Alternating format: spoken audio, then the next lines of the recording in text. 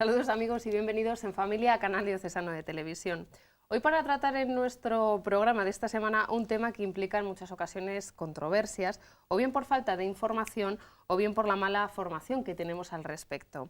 Nosotros vamos a intentar abordarlo de la mano de profesionales del mundo de la bioética que nos pueden ayudar a esclarecer en qué consiste esto de las técnicas de reproducción humana asistida, y más en concreto el tema de la fecundación in vitro, del que muchas veces y en nuestros propios ambientes se habla y se discute. Y para ello está con nosotros de nuevo la doctora Mónica López Barahona. Como ya saben, ella es del Comité Director de Bioética del Consejo de Europa y también miembro ordinario de la Pontificia Academia para la Vida de Roma. Mónica, bienvenida de nuevo. Muchas gracias, buenas noches.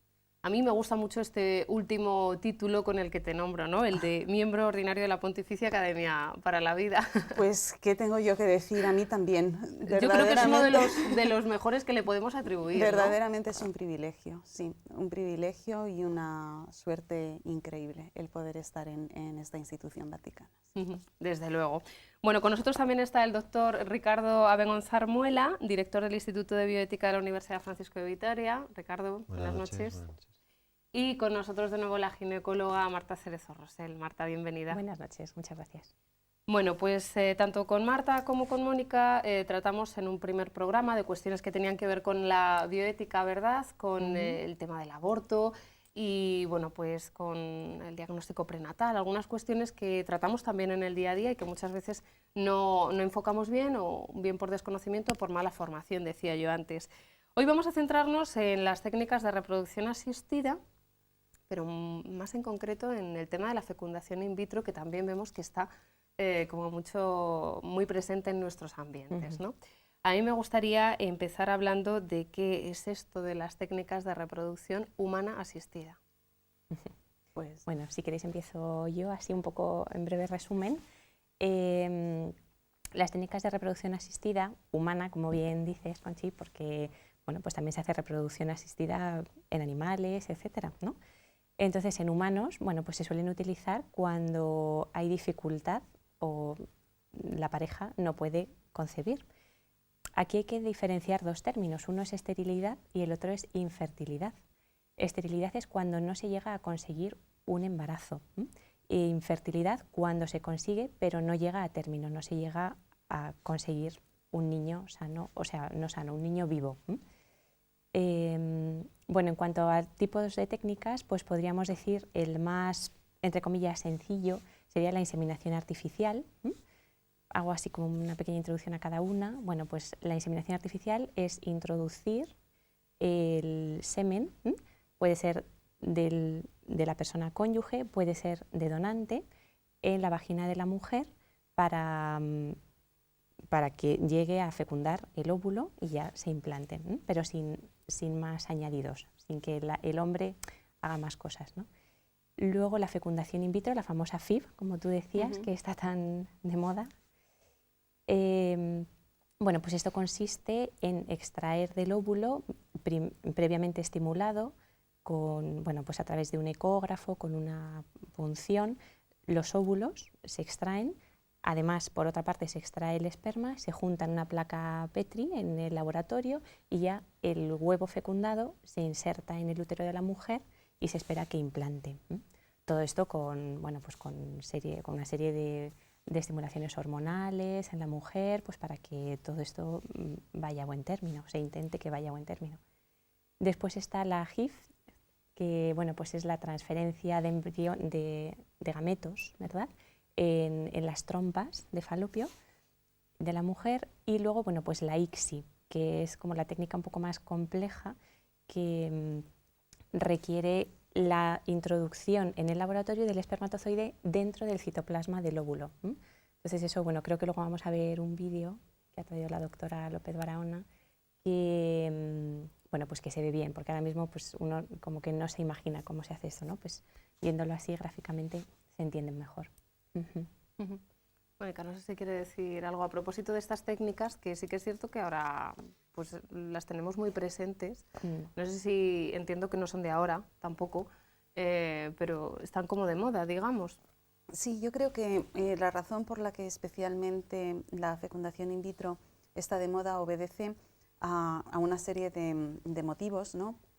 El hecho de que la mujer ha retrasado su fecha de maternidad por distintas razones, se casa más tarde, lleva una vida laboral que va haciendo que cada vez sea más tarde cuando se plantea tener descendencia, y entonces pues es cuando la fertilidad per se ha decaído y bueno, pues no es tan fácil el conseguir el embarazo. Entonces esa es una de las razones por las que se acude a la práctica de fecundación in vitro.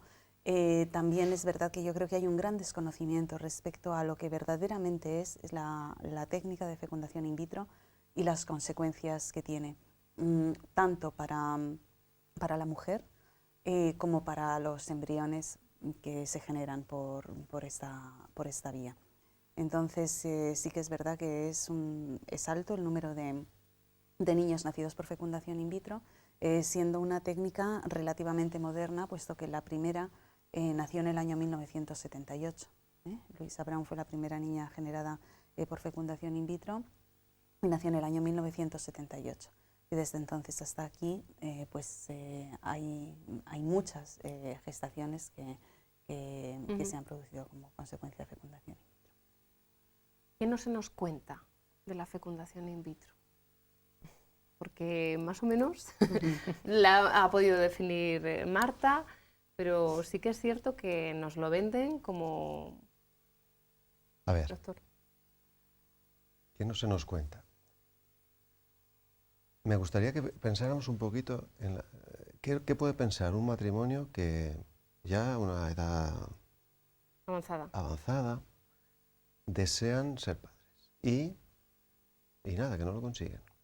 ¿Cuál es el periplo vital que les espera cuando por fin ya toman la decisión de ser padres, una vez que ya muchas veces han solucionado su tema laboral, su tema económico, ya están, ahora es el momento?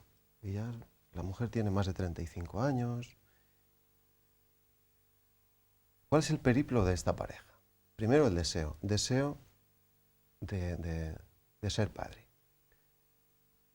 ¿Es un deseo o es un derecho? La maternidad, la paternidad, ¿es un derecho? ¿Hay un derecho que digamos, pueda satisfacerse por ley? ¿O es un deseo? El periplo que tienen que andar una pareja para ser padres, habría que preguntárselo a las parejas que se meten en este lío. Su único objetivo es lo que se llama niño en brazos. Solo quiero esto, niño en brazos. Y a veces no se repara en las consecuencias que por el camino se van dejando. ¿Y cuáles son? Pues son muchas. No se nos dice los bajísimos índices de éxito de estas técnicas. No se nos dice, que si queréis ahora repasamos con cifras, ¿no? No se nos dice los tratamientos previos, tratamientos hormonales a los que tiene que ser sometida la mujer para conseguir de ella varios óvulos y los riesgos que eso conlleva. No se nos dice los tiempos que implica el estar esperando este deseo de ser madre. No se nos dice que se producen más embriones de los que se van a implantar, ni cuál es el destino de estos embriones. Por cierto, estos embriones sobrantes, ¿Dónde va? ¿sobrantes? Un embrión es un ser humano. ¿Un ser humano puede ser sobrante? Y como tú decías, ¿y dónde van? ¿Qué se hace con ellos? ¿Cuál es el destino de estos embriones sobrantes?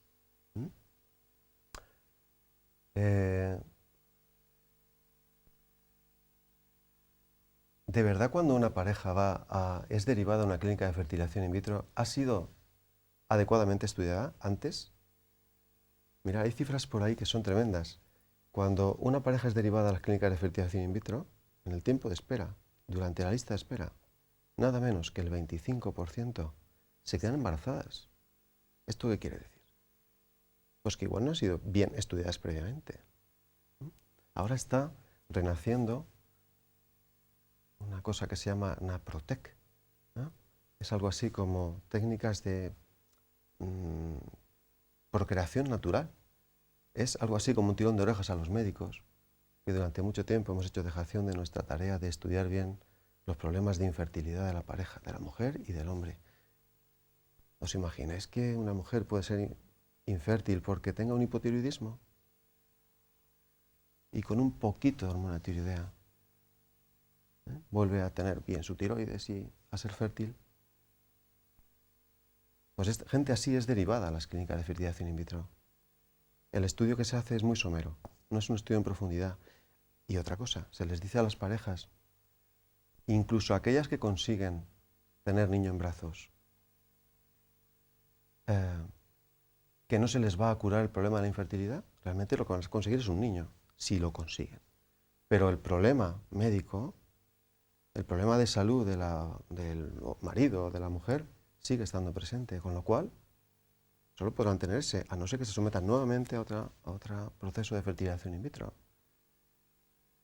Pero no hemos curado nada. Entonces, a ver, los médicos estamos haciendo bien las cosas, estamos informando bien para que la gente tome decisiones sabiendo lo que decide, estamos haciendo dejación de funciones, que siempre ha sido la del médico, ha sido la de esmerarse en el diagnóstico y si tiene tratamiento, tratar al paciente.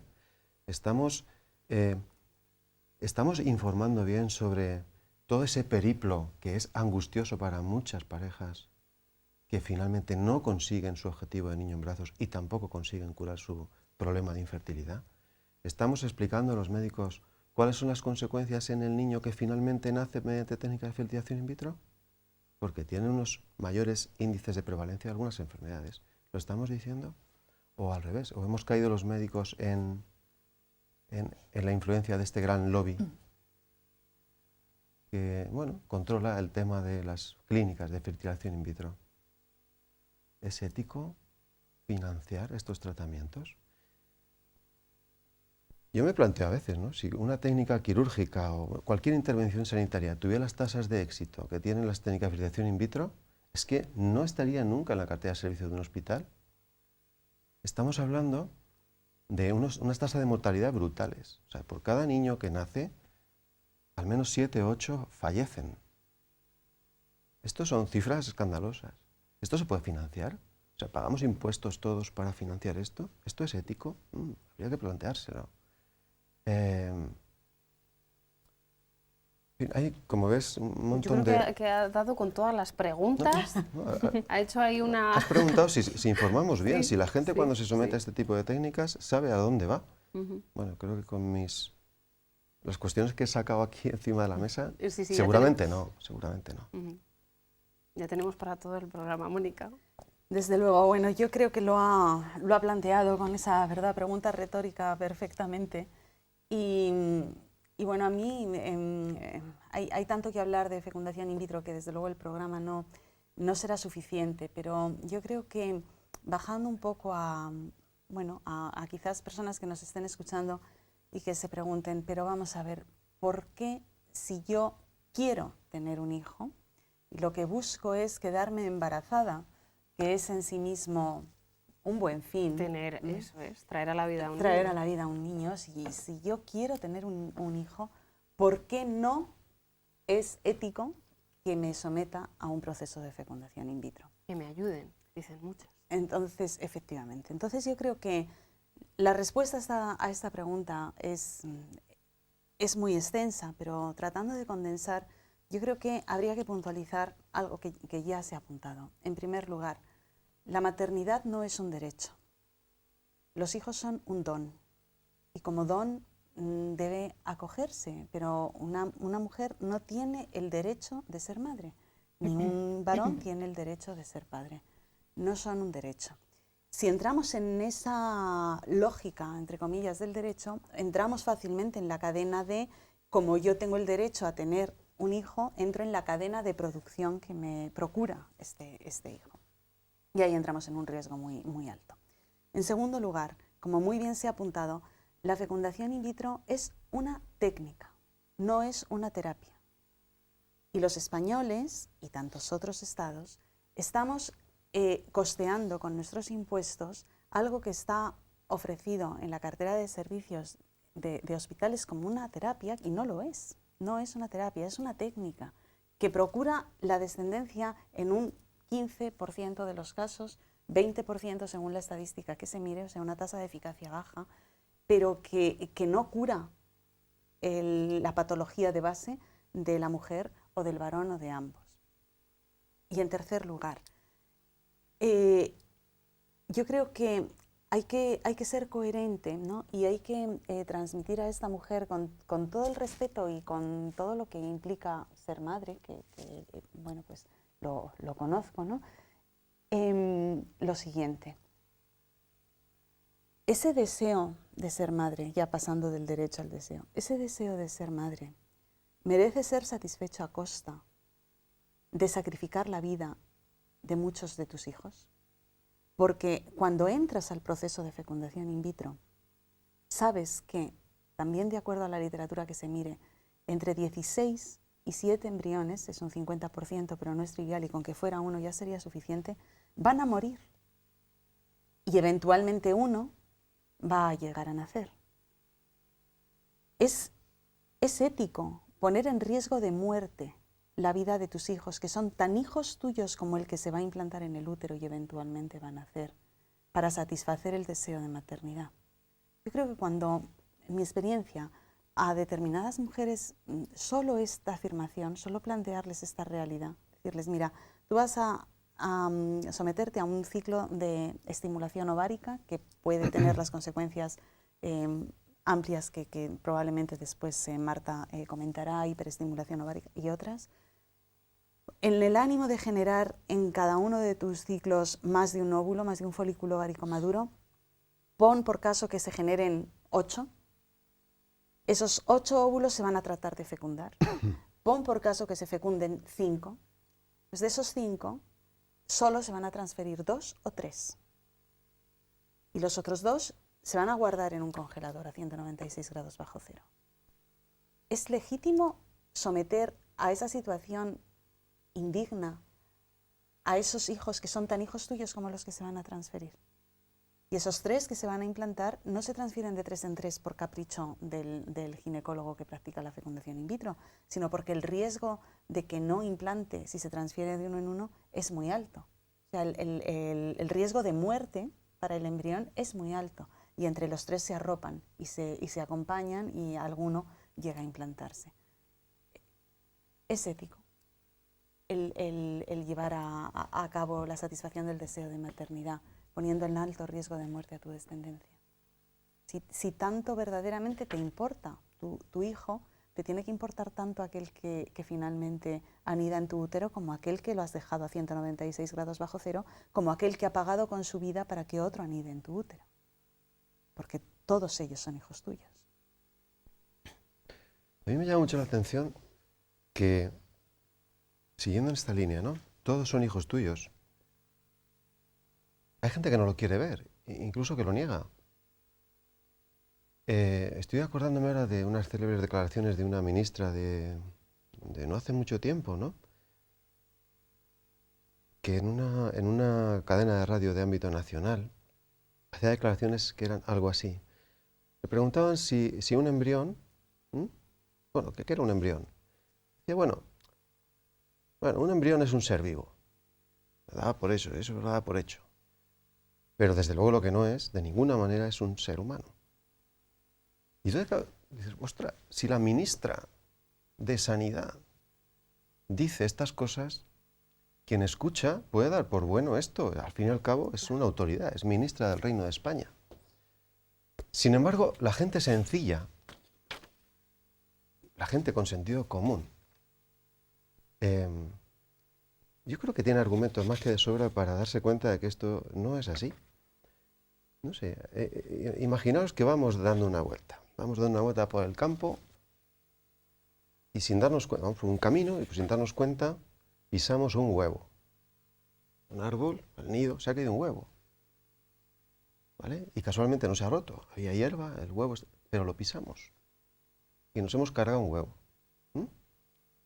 Imaginaos que es un huevo de águila imperial, una especie protegida. Oye, que nos la podemos ver con la justicia. Hemos eliminado un huevo, un embrión de águila imperial. Nadie pone en duda que eso es un águila imperial, especie protegida.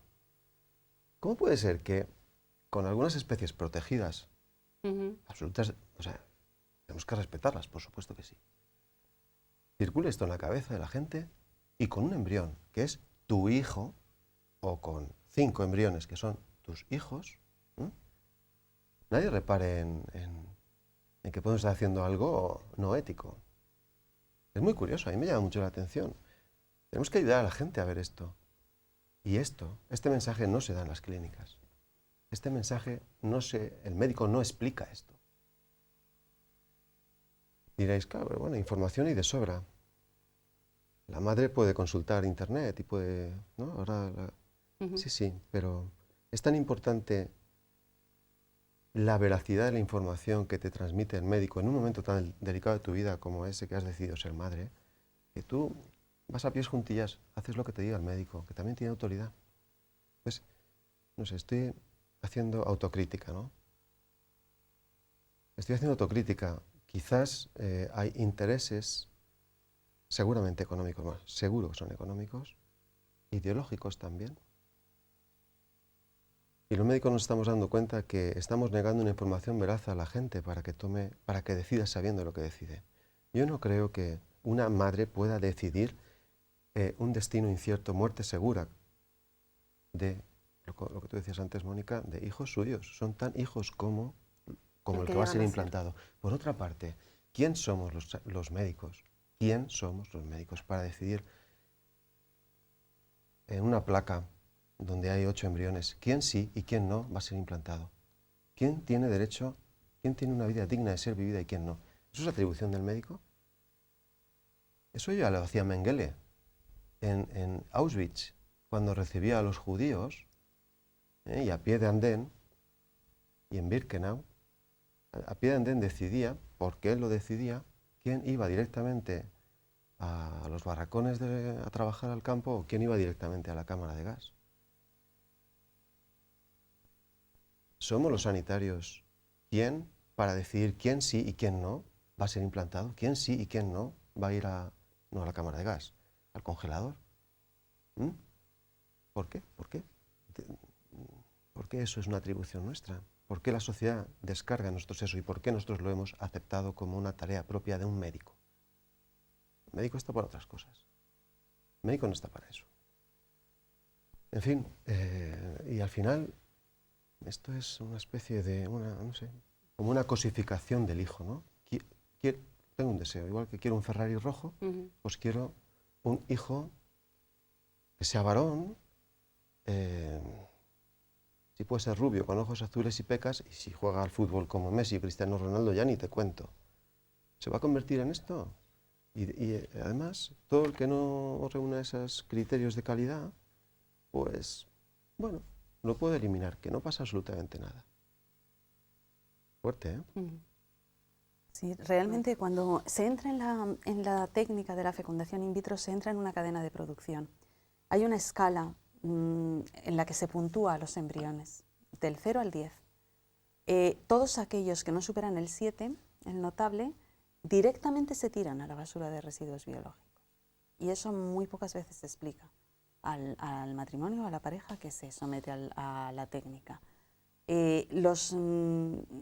Los parámetros que se emplean para ese control de calidad son parámetros morfológicos, del color del citoplasma, el ritmo en el que divide, el número de vacuolas que tiene, parámetros morfológicos. Es decir, ya hay una criba previa.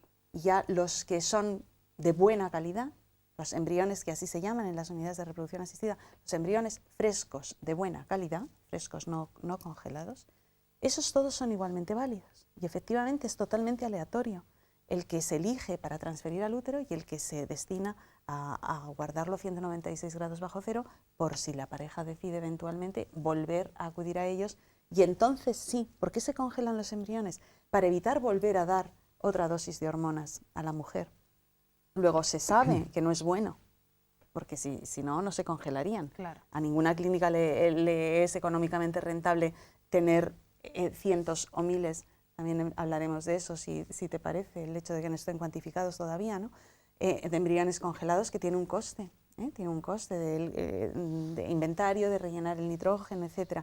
¿Por qué se conservan? Pues para preservar la integridad física de la mujer y que si ella quiere volver a tener descendencia, en vez de volver a estimular su ovario, acuda a los hijos que tiene congelados. Y esa es la realidad objetiva de cómo es el proceso de fecundación in vitro. Entonces, yo creo que con esto que estamos mencionando, quizás pues se puedan responder muchas de estas preguntas, de por qué no es bueno, por qué no es ético, si yo lo que quiero es tener un hijo, que se me ayude, que acudir a una clínica de reproducción asistida en la que se me practique una fecundación in vitro. Bueno, pues creo que hemos enunciado muchos porqués. Sí. Bueno, yo creo que también es un momento para las parejas en el que puedan descubrir, acertadamente o no, que puedan, o que no puedan, mejor dicho, ser papás, un momento doloroso y complicado, y estos temas hay que tratarlos con mucha delicadeza. Pero luego vamos a aportar soluciones, es decir, otras alternativas a la fecundación in vitro, a este tipo de técnica, ¿vale? Hacemos una pausa, si os parece, y luego volvemos para seguir hablando de la fecundación in vitro y también para descubrir qué es, gracias a unos vídeos que nos ha traído Mónica.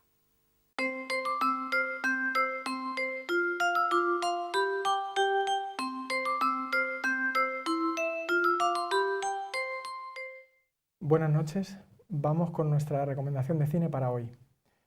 Os recomendamos hoy la película Gran Torino. Es un drama del año 2008 con muchos matices de fondo, salen temas como el servicio, el perdón, la redención, el trabajo. En principio la edad adecuada, además de para ver los adultos, serían nuestros hijos con 15-16 años. Insistimos, como siempre, en la necesidad de que comentemos la película luego con ellos. Bien, pues el argumento se centra en un polaco afincado en Estados Unidos. Su nombre es Walt Kowalski. Es un hombre intratable y amargado porque arrastra remordimientos del pasado. Fue un excombatiente de la guerra de Corea. Acaba de perder a su mujer, que es la única persona a la que había querido verdaderamente. Tiene una relación muy tensa con sus propios hijos y con sus nietos. Vive encerrado en sí mismo y odia que le molesten. Su Ford Gran Torino del 72 es lo único que le importa en esta vida y de lo que se siente verdaderamente orgulloso. Tiene una mentalidad ultraconservadora, respira un hondo nacionalismo y está lleno de prejuicios hacia los inmigrantes. Pero para más Inri está rodeado de ellos. El día que decide intervenir en una pelea entre estos, que tiene lugar en su propio jardín, marcará un punto de inflexión en su vida, ya que no tendrá vuelta atrás. A partir de este momento, deja al hombre viejo, lo que le redimirá a través de la redención con Tao. Es un chico acobardado de la etnia de los Mon, que es introducido por Kowalski a la realidad de la vida, al trabajo, a las relaciones afectivas, a la autoestima y aprender de la vida y de la muerte de su mano. Se trata de una película dramática, con tonos dramáticos, pero también con unos ciertos toques de humor, podemos decir incluso un poco ácido. Temas que salen la esperanza de que se puede cambiar, la cuestión antropológica, una visión incluso profunda de la vida. Invitación a superar también los prejuicios culturales que los masivos movimientos migratorios pues, están generando en muchos países de Occidente. Se trata también de una historia de superación, desde la profundidad de la persona, podríamos decir, de la humanidad, más que desde la capa muchas veces muy superficial que nos influye en el ámbito de la cultura. Y podemos ver que la película manifiesta el peligro y la mala influencia pues, de ciertos barrios, de las pandillas urbanas, de los pandilleros, podríamos decir también. Bien, pues como frases y escenas más importantes de la película hemos destacado pues cuando el sacerdote le dice a Kowalski: sabes mucho de la muerte, pero muy poco de la vida. Atención al personaje del sacerdote, él se implica siempre en la injusticia y tiene una presencia constante en la cinta. El momento en que podríamos decir que se produce la conversión de la persona es un acontecimiento externo por el cual él cambia, pero a pesar de ser un acontecimiento externo, es fruto de una iniciativa personal, de la iniciativa de la persona. También resaltamos la escena de los regalos que le hace la comunidad Hmong vecina en agradecimiento por su ayuda, cuando él empieza a implicarse. Los lazos afectivos que se crean en ese momento son muy importantes. De hecho, él dice literalmente: tengo más cosas en común con esos amarillos que con mi propia familia. La ofrenda de su vida le sirve para redimirse de tanto mal como le atrapa de años atrás, de recuerdos.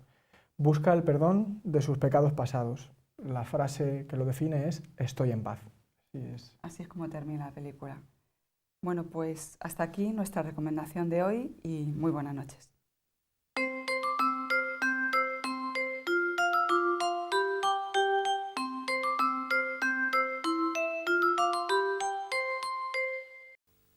Regresamos de nuevo en Familia, aquí en Canal Diocesano de Televisión, hoy para tratar como tema pues uno de los que más controversias, decíamos antes, genera y que tiene que ver con la bioética. Estamos hablando de las técnicas de reproducción asistida y sobre todo nos vamos a centrar hoy en la fecundación in vitro. Para ello pues tenemos a la doctora Mónica, al doctor Ricardo y a la doctora Marta, que están con nosotros. Nos van a acompañar. Antes hablábamos un poco de las implicaciones éticas que tiene la fecundación in vitro, de lo que no se nos cuenta y no se nos dice a propósito de esta técnica. Y ahora la doctora Mónica López Barahona ha traído unos vídeos que vamos a poder ver. Creo que vamos a empezar con el de fecundación in vitro, en el que bueno, pues podemos... Pues aquí se ve lo que es la técnica de ISTI o microinyección. Esto que se está aspirando es un espermatozoide. La parte blanca que está en el interior de la aguja es la cabeza, donde está el material genético, y a la izquierda de la imagen aparece el óvulo que va a ser fecundado por inyección. Estas son las siglas de ISTI, inyección intracitoplásmica. Ven que atraviesa la aguja el óvulo, aspira un poquito del contenido del citoplasma y arrastra, depositando en su interior la cabeza del espermatozoide con el material genético. Eso es una de las técnicas de fecundación in vitro que se denomina ISTI o inyección intracitoplásmica y que se aplica sobre todo cuando la patología está en el varón, en una deficiencia en el espermatozoide, incapaz de nadar a la velocidad adecuada, con un número más bajo de mitocondrias, bueno, una serie de razones por las cuales puede haber anomalías en el espermatozoide en el varón. Y ahora vamos a ver otro vídeo que nos contará la doctora en qué consiste esta... Bueno, pues este vídeo es sobre el diagnóstico genético preimplantatorio. Una vez que el embrión se tiene en una placa de cultivo, se tiene en el laboratorio, pues se puede manipular. Y este es un embrión en estado de mórula temprana y ven que con una pipeta se está quitando una de sus partes, que es concretamente una célula troncal embrionaria, comúnmente llamada célula madre, y una vez extraída, pues se hará un diagnóstico genético sobre ella para ver si este embrión tiene alguna patología. Para ver si supera el 7, Mónica. Para ver si supera el 7, no, este ya ha superado el 7. Habiendo superado el 7, puede haber indicios de que por la pareja que se ha sometido al proceso sean portadores de una determinada enfermedad genética y con esta técnica se identifica si el embrión la tiene o no. Pero esta técnica también es la que se utiliza para el llamado bebé medicamento. En embriones perfectamente sanos, en embriones que se busca que sean perfectamente sanos, que no tengan la enfermedad que tiene su hermano, al que se quiere tratar, y que además sean compatibles con el hermano. Supongo que si hay tiempo en el programa tocaremos este tema. Abordaremos. Bueno, antes el doctor Abengozar pues, esbozaba algunas preguntas y cuestiones, por ejemplo, el tema de qué se hace con los embriones congelados que, digamos, no llegan a término. Eso es algo que tampoco se cuenta o se explica o se conoce muy bien dónde van. Primero, una pareja no sabe cuántos, exactamente el número de embriones que va a producir, ¿no? El destino es el congelador y de ese congelador pues pueden estar indefinidamente ahí sin darle una solución. No hay una solución clara de qué es lo mejor para ellos. También se puede utilizar para implantarlos nuevamente en embarazos siguientes, para que los hermanos se parezcan. Imagínate que una mamá tiene un hijo por fertilización in vitro en el año 2015, ahora. Y dentro de 2 años quiere volver a tener otro hijo. Bien, pues se le puede implantar uno de estos embriones que están congelados. Es una de las razones por las que se justifica el producir más embriones de los que necesitamos, para evitar someter a la mamá a un nuevo tratamiento de hiperestimulación ovárica, con las consecuencias y riesgos que eso supone, etc. De manera que puede ser que un niño sea implantado, pues no sé, 7 años después de haber sido producido. Podríamos decir que es de la misma, entenderme, lo digo con todo respeto, camada, de un hermano que ya tiene 7 años. De esa manera se asegura el parecido. Tener en cuenta que estos embriones han podido ser producidos por un donante de esperma que puede haber sido el marido o una persona ajena a la pareja. Se habla entonces de técnicas heterólogas, ¿sí? Pues se aseguraría de alguna manera el que los hermanos se parecieran físicamente, serían hijos del mismo padre. Otro destino que se les da, y podemos hablar de ello si queréis, es el tema de la adopción. Ser implantado en una mamá que no es su mamá, una mamá que no tiene hijos y que quiere adoptar, o que sí tiene hijos, pero quiere adoptar un embrión. Ante el destino incierto o mal destino de estos embriones... ¿Están en un congelador? Están en un congelador, las probabilidades de muerte son muy altas, pues hay mamás que deciden adoptar, en vez de a un niño de China, pues adoptar un embrión del congelador de la clínica cercana a su casa. Así de esa manera pues puede vivir no solo la maternidad, sino todo lo que supone el embarazo, el parto, etcétera, etcétera, etcétera. Ese es otro destino. Y hay otros destinos que son, bueno, pues aquellos embriones que son utilizados para la investigación y para la experimentación. Este es otro destino. Todo esto debería saberse cuando una pareja va a ser sometida a técnicas de fertilización in vitro. ¿Cuáles son los posibles destinos de sus hijos? Son tan hijos suyos como el implantado. Así que, como ves, primero se les trata de embriones sobrantes y luego, pues, el destino de los embriones congelados es absolutamente incierto. Hay clínicas que experimentan con embriones y donde no se producen embriones, de manera que cabe pensar que hay comercio de embriones. Claro.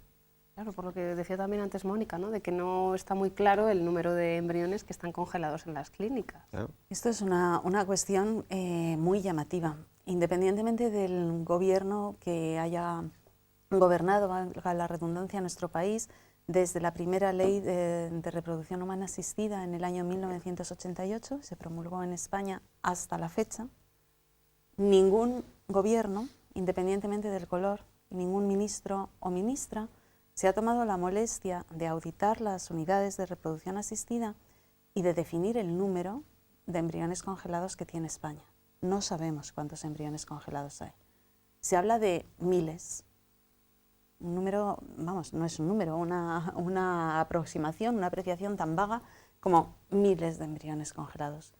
Esto da una idea de lo poco que se valora la vida de esos embriones. Lo que está claro es que en cada unidad de reproducción asistida hay embriones congelados con un destino que nuestra legislación vigente establece en 4 posibles alternativas, que ha mencionado muy bien Ricardo, 2 de ellas incompatibles con la vida del embrión porque suponen su muerte, bien para descongelarlos para no seguir pagando la congelación o bien descongelarlos y utilizarlos para investigar con ellos, y 2 compatibles con la vida, mantenerlos congelados por tiempo indefinido o favorecer procesos de adopción prenatal. Pero no tenemos cuantificado el problema. Parece que no hay ningún interés por saber cuántas vidas humanas tenemos en esta situación. Es una cuestión muy grave. Antes habéis mencionado un tema del que ya hablábamos antes de comenzar el programa, Mónica y yo, creo que tiene que ver con la adopción prenatal. Sí. Que consiste en esto precisamente. Claro, dentro de las dos alternativas compatibles con la vida del embrión está el dejarlos congelados en el contenedor de nitrógeno líquido hasta que eventualmente mueran, pero no sabemos cuándo el embrión muere, porque para saber cómo está el embrión pues hay que descongelarlo, y al descongelarlo no puede estar fuera del útero de la madre más allá de 7 días, puesto que el día séptimo posfecundación es cuando comienza la implantación en el útero. Entonces, si un embrión que se ha generado en el día 1 y se ha congelado en el día 3 se descongela, sigue su ciclo de división normal si está vivo, y al día séptimo como límite hay que transferirlo al útero de una mujer para que viva, si no, morirá en el laboratorio. Pues en ese contexto no sabemos cómo están los embriones que están congelados. Pueden estar vivos o pueden haber muerto. Pero es una opción, al menos no se descongelan ni se matan ni se utilizan para investigar. Y la otra alternativa es el descongelarlos teniendo el útero de una mujer preparado para recibirlos. Y eso es lo que en España algunos llamamos adopción prenatal, otros, por ejemplo, la legislación denomina donación de embriones. El mundo anglosajón lo denomina rescue, que significa en español rescate. Es una manera de actuar sobre un ser humano que está en riesgo, que está en una situación indigna y que está en riesgo. Entonces existe una alternativa que puede procurarle el que esa vida continúe y se desarrolle en el lugar que le es propio, que es el útero de una mujer. Y esa es la adopción de embriones, pero claro, como digo, o creo que decíamos antes de estar grabando en antena, sí. Yo recuerdo que le preguntaba a la doctora, y perdone que le corte, sí. ¿Y la Iglesia qué dice a este respecto? Porque parece, a ver, es que no sé cómo decirlo, iba a decir, parece un bien, no, parece el mal menor. Antes que descongelarlo y acabar con él, claro, pues se le da vida, ¿no? Sí, bueno, la Iglesia en su magisterio y en las encíclicas que han abordado este tema establece claramente que la fecundación in vitro es un desorden moral y que no es aceptable la práctica ni la técnica de la reproducción, de la fecundación in vitro como una técnica de así llamada reproducción humana asistida. No es tanto asistida sino sustitutiva. La Iglesia deja muy claro que todo lo que sea ayudar es legítimo, pero lo que sea reemplazar no lo es. Y la fecundación in vitro claramente reemplaza en muchos de sus aspectos. Entonces, la Iglesia ya se ha definido magisterialmente respecto a lo que es la práctica de fecundación in vitro y ya ha dicho clarísimamente que es un desorden moral. Ante un desorden moral, cualquier solución va a estar viciada. Entonces, las hay que son malas, objetivamente malas, como es el hecho de matar al embrión porque no podemos seguir pagando el dinero de mantenerlo en el congelador, o matarlo porque, ya que va a morir, volviendo a la comparación con Auschwitz, que creo que es acertadísima, ya que va a morir, que muera sirviendo a la humanidad. Y entonces lo matamos, pero investigamos con él, para que esa investigación pueda eventualmente ser útil para la humanidad. Es exactamente lo que se hizo con los judíos en los campos de concentración. Como de todas maneras los vamos a eliminar, vamos a experimentar con ellos. Esas dos alternativas son objetivamente malas y hay otras dos alternativas que son compatibles con la vida. Pero una es condenarlo a vivir en una situación que no es digna de un ser humano, que es mantenerlo en el congelador de nitrógeno líquido. Y la otra es procurarle el desarrollo en el entorno de una familia y en el lugar que le es propio, que es el útero de una mujer. Esta, que es la solución menos mala, la más favorable, la que es compatible con el bien primario, que es la vida, con el desarrollo de este bien primario, como viene ya de un origen viciado, no es una solución tan obvia como hágase, sino que tendría que estar también regulada y también en un contexto muy particular. O sea, nosotros no podemos tratar de resolver este problema de manera que abramos la espita para que se sigan generando. Una posible solución sería, bueno, tenemos este número exacto de embriones que están en una situación indigna y vamos a dar una solución, una posibilidad de vivir su vida y de desarrollarla en el útero de una mujer. pero no se va a generar un embrión más, que no se va a volver a congelar un embrión más. Entonces sí se resolvería el problema puntual, pero lo que no se puede hacer es retroalimentar el problema, ¿no? Y luego dentro del contexto de la adopción hay muchas cosas que blindar, tantas para empezar como las que se deben blindar en la adopción de los nacidos. No debería gestarlo una mujer en edad posmenopáusica, habría que, bueno, está todo el tema del anonimato del donante y las posibles relaciones entre hermanos que no saben que lo son. Hay muchísimas cuestiones que blindar en un proceso de adopción prenatal. Pero no cabe duda de que es una alternativa que trata de primar la vida como bien primario y de procurar su desarrollo en el entorno que le es propio, que es el útero de una mujer. Ricardo. A ver, yo creo que a la audiencia le puede interesar, y a mí me preocupa como médico, el que abordáramos un poquito el problema de una pareja que no tienen niños, y que tienen deseo de ser padres. ¿Cuál es el periplo? ¿Dónde la medicina les puede llevar? Y yo creo que Marta nos podría ayudar a poner muy claro que hay una nueva manera de hacer que sí busca que esa pareja tenga descendencia, y el diagnóstico y el tratamiento de las enfermedades o trastornos que pueden hacer que esa pareja sea infértil. Insisto en que esto seguramente es una dejación de las funciones que tradicionalmente han caracterizado a la medicina, y que, no sé, parece como que ahora pues es mejor ir derivando a la clínica de fertilización in vitro que estudiar adecuadamente a los pacientes. Entonces, yo creo que Marta nos podía hablar de de las alternativas. Estas alternativas, ¿no? De las soluciones que puedan existir en la fecundación in vitro. Y también, aprovechando que, bueno, pues que eres ginecóloga, a mí me gustaría que nos contases si desde tu experiencia profesional existe, bueno, pues esa, digamos, desinformación, esa escasa información, y si llegan muchas parejas con este tipo de problemas. Sí. Antes señalaba la doctora López Barahona precisamente que, dado, bueno, pues a uno de los motivos, que se retrasa más la maternidad, la edad de la mujer, pues está, en fin, no sé si... Sí, en todo esto es que la verdad hay tantísimos apartados que influyen, seguro que se me van a escapar muchos. Pero bueno, yo además quería hacer como una orientación, o sea, teniéndoos a vosotros que sois especialistas en estos temas, te quedas escuchándoos asustada de lo que estamos haciendo en la sociedad de hoy. O sea, es que nos estamos acostumbrando a oír todo esto de la fecundación in vitro, y yo siendo ginecólogo pues lo tienes en la cabeza, fecundación in vitro y el resto de técnicas, ¿no? Pero, no sé, es que algo ha dicho Mónica que me ha hecho pensar y decir, es que cuando nos muramos, o sea, y veamos desde el cielo estas cosas que están pasando aquí, si Dios quiere, desde el cielo, pues vamos a decir, pero qué brutos somos, o sea, estamos jugando con la vida humana como si, así, sin cuidado alguno, ¿no? Bueno, que eso lo tenemos que tener todos en cuenta, ¿no? Y yo, pues que soy ginecólogo, pues la primera.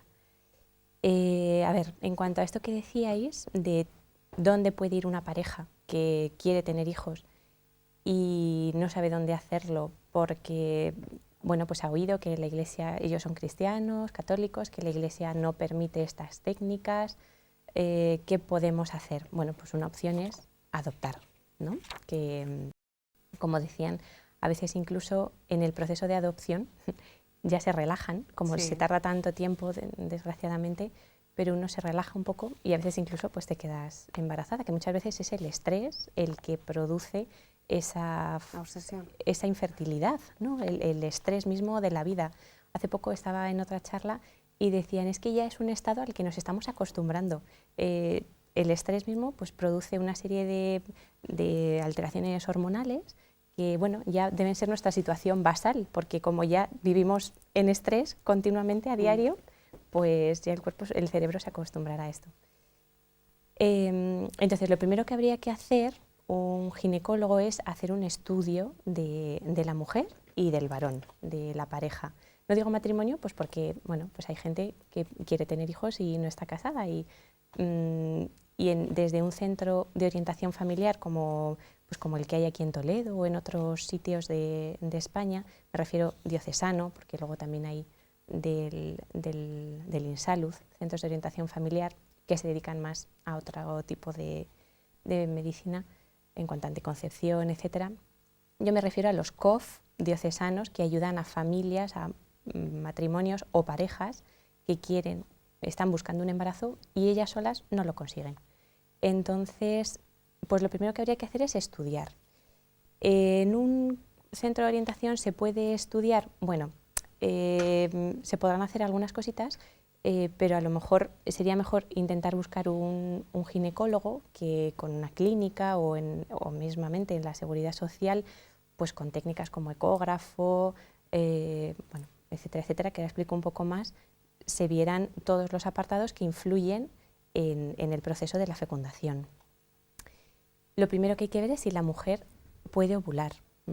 Si una mujer pues, tiene un síndrome de ovario poliquístico, por ejemplo, que le cuesta ovular, que aquí nos podemos extender mucho, pero bueno, pues si no ovula, ya tienes ahí una posible causa, probablemente la causa de que no se esté quedando embarazada, entonces habrá que tratarla. Si está más gordita, pues habrá que intentar que pierda peso. Si, como decía el doctor Abengozar, si tiene hipotiroidismo, pues habrá que tratar el hipotiroidismo. Si tiene empieza con resistencia a la insulina, una prediabetes, pues habrá que empezar a atajar este tema. Bueno, esto en cuanto a ver si ovula. Otro punto es la permeabilidad de las trompas. Esto se podría hacer pues, con técnicas fáciles, como es una ecografía, inyectando un poquito de líquido, que se llama histerosalpingografía, bueno, o también por radiación, por rayos X. Con estas técnicas normalmente se suelen resolver muchos casos de infertilidad, incluso pues, viendo si tiene un mioma pequeñito, submucoso, que se quita por una histeroscopia y a veces pues, te quedas embarazada. O sea, son pequeñas cositas que pueden ser causas de infertilidad o de esterilidad y que resolviéndolas pues no llevarían a la pareja a una clínica de reproducción asistida. Y luego ya pues hay otras técnicas un poquito más agresivas como son una laparoscopia, cuando la paciente tiene, pues, por ejemplo, una endometriosis, que es pues, cuando el tejido dentro del endometrio crece fuera de lo que es el interior del útero y uno de los síntomas que produce es la esterilidad. Entonces, bueno, son tantos puntos que es muy difícil abordarlo aquí, pero haciendo un buen estudio de la mujer y del varón, que no me he referido, en cuanto al varón, en una clínica de reproducción asistida, lo más normal, perdón por la palabra, pero es que el semen se extraiga por masturbación. Bueno, pues hay algunas técnicas que se utilizan en otros sitios, lo que pasa es que habría que buscarlas, pues, por ejemplo, en un COF diocesano, pues hay unos colectores de semen para que ese hombre no tuviera que hacer algo que va en contra de su moral y de su fe, ¿no? Y no sentirse culpable. Entonces, bueno, que la gente que necesite, que pida ayuda, que existe. Y luego, bueno, pues hay doctoras, hay una doctora encantadora que se llama Juncal Martínez, que ojalá algún día esté aquí en el programa, bueno, pues que se encarga de la naprotecnología, que como decía el doctor Abengozar, pues es un poco todo esto. O sea, yo creo que no es nuevo, sino que es englobar todo lo que ya se conoce. Puede haber cosas que se han añadido, nuevas de biología, molecular, etcétera, pero es hacer un estudio exhaustivo de la pareja que no puede tener hijos e intentar atajarlo para curar esa enfermedad de la esterilidad, no para tener un hijo y que la pareja siga estéril o infértil, sino para cortar el problema. Entonces, claro, pues ya podrían tener más hijos. Y a veces es tan fácil como eso, como añadir una hormona tiroidea, como perder 15 kilos o 5, o como quitar un mioma, o bueno, pues es que son múltiples causas que con un buen estudio pues a veces se pueden resolver. Estupendo. Bueno, pues decir que en nuestro COF de Toledo, pues pueden acudir todas las personas que nos estén escuchando, ¿verdad que sí? Además, Marta colabora con ellos. Bueno, estoy empezando ahí un poquito, sí, hay unas monitoras encantadoras. Además, bueno, pues hay un sacerdote, también hacen un poco de orientación familiar, que esto yo creo que es muy importante ahora mismo porque hay muchísimos problemas en la consulta, te das cuenta de la familia cómo está desestructurada. Te encuentras eso, pues un padre que es desgraciado, ¿no? Pero siempre que se puedan intentar resolver todos estos problemas y que haya gente que te pueda ayudar. Están en la parroquia de San Juan de la Cruz. Bueno, pues para que todos los espectadores... Eso es. Eso es. Bueno, pues nos tenemos que marchar ya. No sé si quieren terminar diciendo algo, Mónica. Bueno, no, yo agradezco, la verdad, la oportunidad de que podamos hablar de estos temas sin barrera y con la objetividad que merecen. Y animo sobre todo a aquellas personas que estén en una situación muy dolorosa de tratar de tener descendencia y no conseguirlo, pues a buscar la forma natural de llegar a ello, la forma de la que nunca se tengan que arrepentir, acudir al COF, entrar en un proceso de adopción, pero no entrar en un proceso en el que quizás consigan tener un hijo, pero a costa de que otros muchos mueran por el camino. Pues muchísimas gracias también por decirlo así, por llamar a las cosas por su nombre. Mónica, Ricardo, Marta, gracias por acompañarnos. Y a ustedes igualmente, gracias por su compañía. Sigan en familia. Adiós.